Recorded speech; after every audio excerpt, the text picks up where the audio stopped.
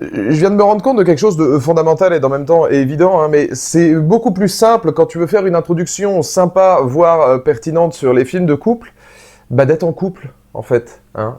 C'est parce que t'as plus de notions de couple. Alors que quand t'es seul, t'as pas de couple. Voilà, c'était l'avis pertinent de la semaine, on va tout de suite passer à l'analyse, ce sera de meilleure qualité. Putain. Le cinéma.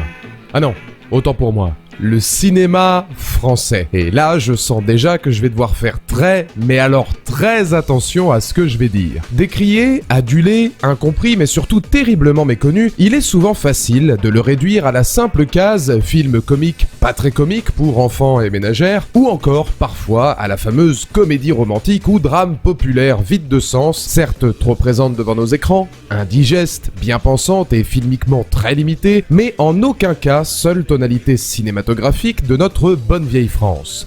Bien au contraire. Car oui, il serait ô combien malhonnête d'oublier qu'entre tour de force fantastique et retour au film de genre, thème de société puissant, ou encore comédie audacieuse sortant des sentiers battus, réfléchie et à la mise en scène soignée, l'autre visage du cinéma français va bien, voire même très bien, ne pouvant être réduit à la soupe populaire certes très envahissante de nos salles modernes, mais sommet d'un iceberg bien plus riche qu'il n'y paraît. Oui, j'aime l'audace et les propositions d'un Gaspard Noé, la passion d'une Julia Ducournau, la fougue intemporelle des membres de Courtrajmé ou encore l'impact d'un Cédric Jiménez. Génération succédant à l'âge d'or des pellicules françaises, des Gabin, Belmondo, Godard, Truffaut, Lelouch, Audiard ou Varda, figure du grand cinéma français. Et parmi ces nouvelles idoles du 7e art, une bande de potes attira également mon attention, emporté par mon attachement viscéral pour un homme, Jean Dujardin. C'est par lui, au fil de ses œuvres, que s'ouvrirent à moi des Canet, Lelouch, Bedos, Hazanavicius et consorts, dont je tombais aussitôt amoureux pour leur manière d'aborder avec passion le cinéma, bien plus large et pertinente que ce que l'on pourrait imaginer à l'écoute de cette terrible opinion commune.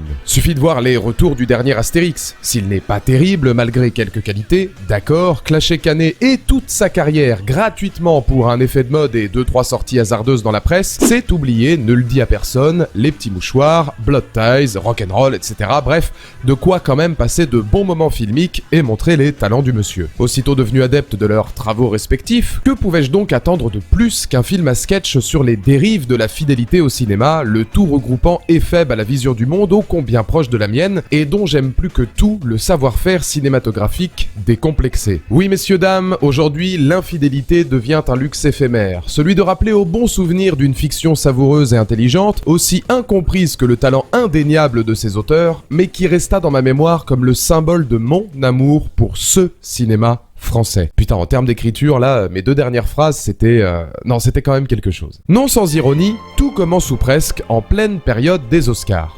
Car si Jean Dujardin conquiert l'Amérique pour The Artist, plus ou moins à la même époque... Thank you. Ouais.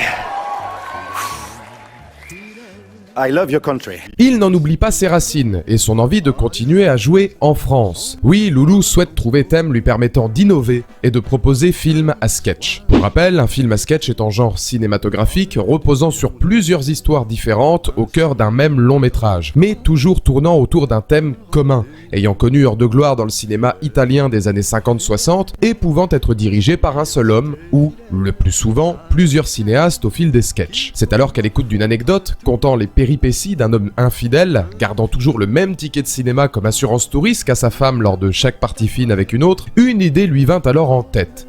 Dépeindre l'amour, le sexe et l'infidélité de manière détonnante dans un seul et unique film à sketch. Du fait, il pense immédiatement à Gilles Lelouch pour l'accompagner, ayant déjà partagé quelques affiches et voulant travailler en binôme depuis longtemps, qu'on reverra d'ailleurs de nombreuses fois ensemble, y compris dans La French, où ils seront tous deux rôles principaux en 2014, les deux hommes dessinent alors quelques ébauches d'histoire et de situations autour d'un sujet qu'ils veulent entreprendre de plusieurs axes possibles. Oui, le film à sketch leur donne occasion de décliner au maximum le thème autour de plusieurs genres. Humour potache, grinçant, drame à part entière ou même psychologie très dure, ce registre devient vite Eldorado dans lequel ils pourront aborder plusieurs styles via des réalisateurs à la vision elles aussi différentes les uns des autres, mais capables d'épouser l'idée principale de l'œuvre. C'est ainsi qu'il commence rapidement squelette de sketch que plusieurs scénaristes, en particulier Nicolas Bedos, viendront refaçonner par la suite. Fils prodigue, rédigeant même intégralement les dialogues de La Question, probablement l'un des sketchs les plus forts et plus complexes émotionnellement, mais ça, nous y reviendrons. De toute façon, je ne vous le cacherai pas, d'un point de vue littéraire, je trouve la plume de Bedos exceptionnelle. Jeudi, debout à 7h30, pour la première fois de ma vie, je déprime totalement, rongé par la culpabilité, le sentiment qu'il est trop tard, moi qui depuis toujours balade mon cœur précaire sur des corps provisoires. Peu à peu, l'équipe se met en place. Accompagnant Bedos, Dujardin et Lelouch, c'est Philippe Cavé-Rivière et Stéphane Joly qui compléteront l'écriture du script. Quand Fred Cabaye pour le prologue, Michel Hazanavicius pour La Bonne Conscience, Éric Latirgo pour Lolita, Emmanuel Berco pour La Question, Alexandre Courte pour Les Infidèles Anonymes et enfin le tandem Dujardin-Lelouch pour Las Vegas se chargeront de la réalisation des sketchs. Un souvenir agréable pour notre Brise de Nice national, même s'il y préférera toujours l'avant à l'arrière de la caméra. Moi, réaliser, c'est pas... Là, j'ai plus initié ce projet-là, et coproduit, et voilà, lancé, fédéré, ramener des copains, ça j'aime bien l'entreprise. Ouais, c'est le côté scout, ça j'aime bien. Après, réaliser, pas spécialement. Ça pourra me titiller, ça se trouve dans quelques temps, mais pas pour l'instant, non. Ça veut dire J'ai envie de jouer. Et le moins qu'on puisse dire, c'est que si l'esprit est avant tout de se faire plaisir, Dujardin voyant cette œuvre comme une immense salle de jeu, le film n'en manque pas pour autant d'ambition. L'objectif étant d'utiliser nombreuses influences afin de revenir à cette audace d'un certain cinéma, notamment français, d'une époque qu'il juge presque révolue. Bertrand Blier, comédie américaine culottée, et même cinéma italien des années 60-70 à la Dino Risi, telles sont les inspirations avec lesquelles les deux acteurs tentent de retrouver le culot des comédies d'antan. Conscient du problème majeur des longs métrages modernes, souvent dans le même moule et préformaté pour plaire au plus grand nombre, revenir à une comédie pour adultes, avec des thèmes adultes, subtile balance entre drame, société mais aussi, évidemment, humour, devient leur fer de lance. Oui, le reflet réaliste de l'amour demeure ô combien important pour eux, jusqu'à aller chercher certaines inspi, disons pour le moins atypiques. Vous savez, des cliniques de désintoxication sexuelle Aux États-Unis. qui existent aux États-Unis, espèce de truc de faux cul où quand vous avez un golfeur qui trompe sa femme, il passe 3 semaines là-bas, puis quand il ressort, évidemment, il est soigné. Tout va bien. Donc on est parti de ce truc-là, et en fait, on a inventé un modèle de truc un peu à l'alcoolique anonyme. Mais c'est super drôle. Bah, merci beaucoup. On a bien rien à faire. Oui. Dans le travail comme dans l'amour, je profite de la volatilité des valeurs pour obtenir un rendement net. Ce qui veut dire ? Un jour je baise la Grèce, un jour je baise la stagiaire. Alors que le casting se met peu à peu en place, comprenant entre autres Alexandra Lamy, Guillaume Canet, Manu Payet, Clara Ponceau ou encore Sandrine Kimerlin, le tournage commence et bizarrement, Dujardin racontera que contrairement aux idées reçues d'un film misant en grande partie sur scènes de sexe endiablées, le plus dur viendra non pas des séquences physiques, mais bien de l'émotion qu'il devra jouer, devant rester fidèle à la patte des scénaristes via des écrits tantôt sordides, tantôt délirants, mais surtout difficiles et d'une terrible justesse. Pire, certains sketchs, comme La Question, entièrement filmés de nuit, n'auront droit qu'à 5 ou 6 jours à peine de tournage pour être effectués, changeant par la suite d'équipe dans leur quasi-intégralité, car nouveau metteur en scène et donc nouvelle façon de faire. Expérience formidable pour les comédiens, mais évidemment éreintante psychologiquement. À savoir que l'ordre des sketchs fut d'ailleurs choisi à la toute fin du montage, orchestré pour se répondre les uns aux autres et non pas écrit à l'avance. C'est ainsi qu'après de longs mois de travail et plusieurs polémiques autour de la promotion du film, notamment dû à des affiches jugées dégradantes pour la femme, ce qui est ridicule quand celui-ci porte avant tout sur la stupidité des hommes, d'autant plus qu'en 1982, Paradis pour tous proposait le même genre, preuve que les mœurs sont vraiment changées pour pas grand-chose. C'était notre volonté de faire du mauvais goût, ça allait avec le thème du film. Après, la polémique, je la trouve un peu ridicule. Je trouve surtout qu'on est dans un pays un peu hypocrite, un peu schizophrène quand même. Pas si longtemps, j'ai vu beaucoup de magazines porno sur les kiosques à journaux, ça dérange pas grand monde. Voilà, Secret Story à 20h50, je trouve ça plus vulgaire que nos affiches. Zaya qui devient une superstar nationale. Bon, très bien. Donc, si nous, à côté de ça, on est vulgaire, alors c'est que j'ai perdu une partie de mon cerveau. Je me demande comment Coluche et Desproges auraient fait à notre époque.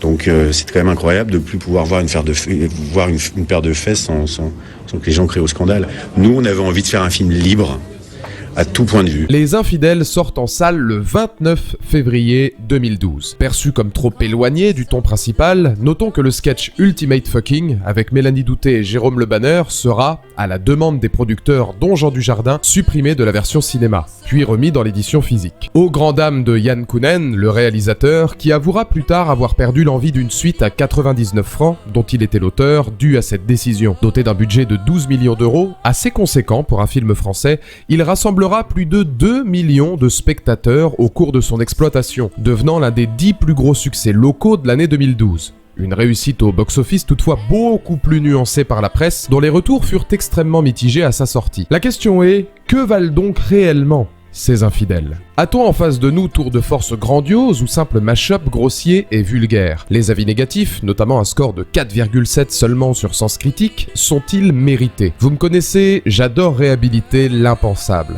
Et j'ai vraiment adoré Les Infidèles. C'est parti pour se faire un maximum d'ennemis, mais rétablir un maximum de vérité. L'éloge de l'infidélité. Enfin, disons l'éloge du regard sur l'infidélité, et ce dans ses moindres détails. Car oui, il y a effectivement beaucoup à dire sur le fond d'une œuvre aussi grinçante que celle proposée par Jean Dujardin et Gilles Lellouche. Mais dans un premier temps, portons notre analyse sur la forme.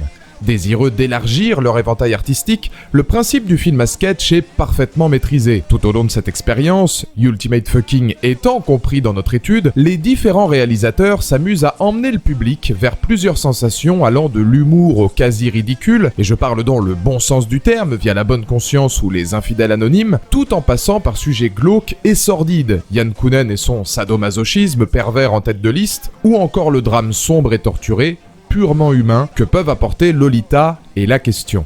En ce sens, il faut saluer la qualité d'écriture de l'ensemble des sketchs. S'ils abordent même thématique, c'était effectivement challenge numéro 1 d'un tel pari. Parler au spectateur et le pousser dans ses derniers retranchements, du rire aux larmes, de façon pertinente et par des axes drastiquement différents. C'est ici grande force du long métrage. Si Hazanavicius nous fait rire de gêne et de consternation via le personnage de Laurent, loser notoire, prototype du lourdeau de fin de soirée, opposition totale d'ailleurs avec la douceur innocente d'Isabelle Nanty et le style bourré d'autodérision de son cinéaste. Et putain, Christine, quand tu seras sur ton lit de mort, t'as envie de te dire quoi? J'ai aimé ou j'ai dormi?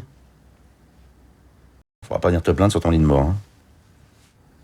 Il en sera tout autre côté Éric Lartigot, où Lolita assassine par sa noirceur et sa violente poésie. Tendresse d'un homme infidèle, mais amoureux, luttant contre une relation ne pouvant aboutir. Fond de drame important et bien loin de l'humour borderline supposé de l'œuvre. Le climax est intense, filmé dans l'obscurité où le rouge symbolise à la perfection ses blessures, qu'elles soient visibles ou internes, et dont la boîte de nuit représente, elle, désastre d'une relation finalement immature et vouée à l'échec. En à peine quelques minutes, Lartigot répond aux détracteurs. Les Infidèles sonnent tout comme un film beauf et médiocre. Et voir le talent de Gilles Lellouche dans ce registre n'a pas de prix. Je vais t'amener au lac de Côme, en Italie, tous les deux, en amour.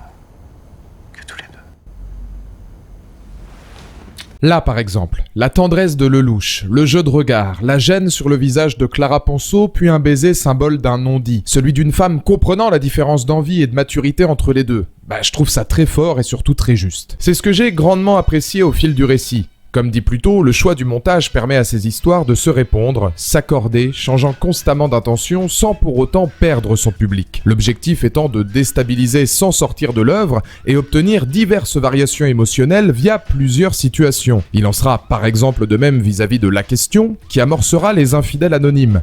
Un drame pur, en huis clos, anxiogène et glaçant, laissant toutefois par belle la comédie plus loufoque, permettant de respirer par la suite. Moyen habile de rendre l'œuvre plus harmonieuse. Finalement, il n'y a d'ailleurs qu'intro et conclusion qui feront partie du même lore, pouvant être perçus comme un seul et unique sketch, à savoir premières infidélités de Fred et Greg à la caméra, puis road trip à Las Vegas en fin de séance. Notons qu'il s'agira également du seul sketch qui osera aborder tous les styles des autres au fil de ses aventures, à la fois ridicule, dramatique, drôle, terrifiant, mais aussi, dans son grand final, burlesque total en un seul bloc filmique. Ou disons deux, étant coupé afin d'ouvrir et fermer le long métrage. Peut-être celui tournant le plus en dérision la bêtise humaine, en particulier masculine, et à la conclusion, disons, explosive. Et là, tu comprends pourquoi je te mets pas l'extrait, hein, mais Lellouche qui place une à Dujardin, je suis pas forcément sûr que ça plairait à YouTube. Cela dit, c'est très drôle, idée bedossienne pour rendre l'homme encore plus mufle et idiot qu'il ne le paraît déjà.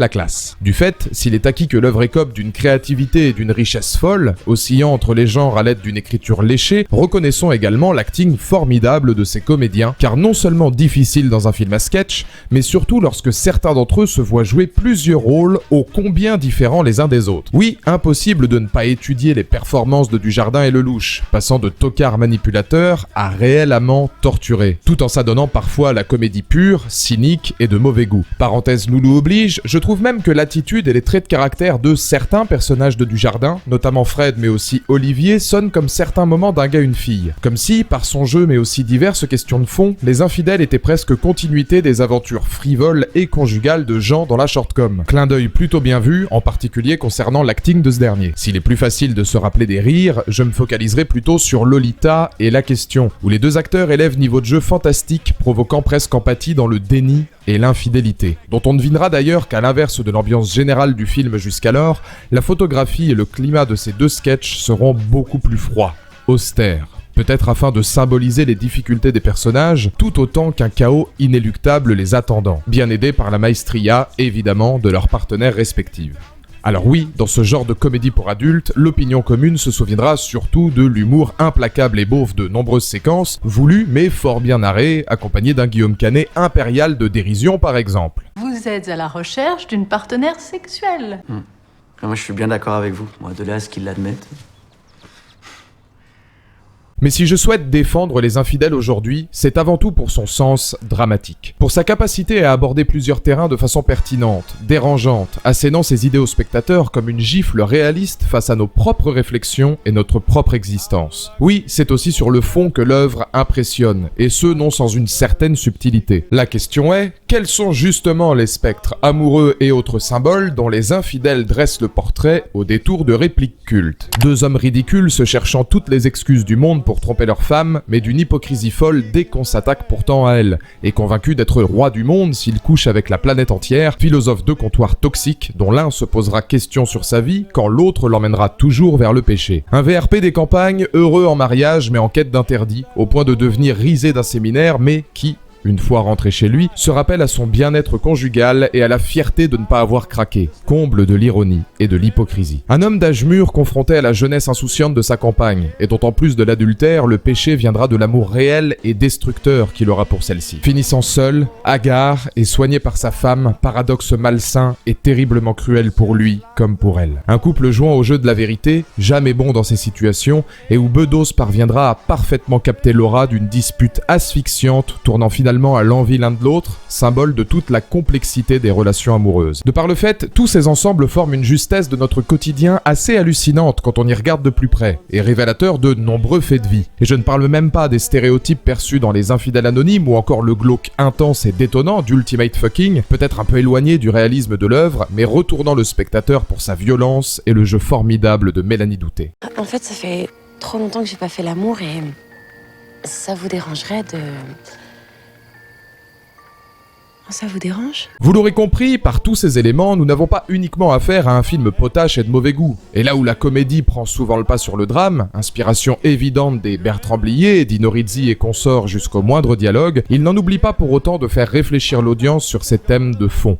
Quelle vision l'homme dégage-t-il sur la société ? Quel lien étroit entretenons-nous avec l'infidélité ? Et où commence-t-elle réellement ? Une relation amoureuse peut-elle se jumeler à d'autres relations physiques ? Quelle différence y a-t-il entre la vision étroite du sexe par un homme et celle plus nuancée d'une femme ? Si le cœur est à notre couple, le sexe est-il véritable tromperie ? Ou peut-il être perçu comme échappatoire mutuel permettant évasion et stabilité ? En outre, très éloigné des drames vides de sens et trop manichéens, quel regard adulte les cinéastes exposent-ils malgré les rires ? Qu'est-ce qu'on va devenir? Je sais pas. Voilà toutes les questions qui vous laisseront bouche bée post-projection. Les Infidèles proposent, innovent et font marcher votre cerveau. Pour l'anecdote, sachez que ces sujets seront pour moi les meilleurs qu'aborde Nicolas Bedos, que l'on parle sketch, chronique, livre ou même pièce de théâtre, virtuose de la relation humaine déchue, triste mais passionnée. Dans un genre similaire, les Américains évoquaient déjà sexualité, infidélité et traitements très caustiques, mordants et sombres avec Closer entre adultes consentants, où les états d'âme de couples entrant en contact les uns avec les autres devenaient fer de lance d'un thème poignant, mettre à nu l'amour, la fidélité et le drame humain. Voilà pourquoi j'aime tant Les Infidèles.